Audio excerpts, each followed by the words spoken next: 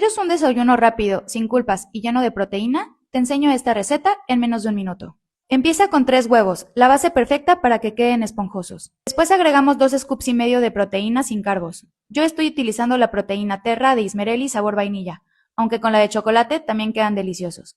Un poquito de polvo para hornear, un cuarto de taza de agua y para más sabor agrega un chorrito de esencia de vainilla. Si quieres darle un toque más dulce, ponle unas gotitas de edulcorante. Yo estoy utilizando stevia de Ismerelli. Cuando logramos esta consistencia sin grumos, la mezcla ya está lista. Agrega un poco de mantequilla en un sartén y a fuego medio deja que se cocinen hasta que veas las burbujas sobre la superficie y que puedas deslizar la espátula por debajo sin romperlo.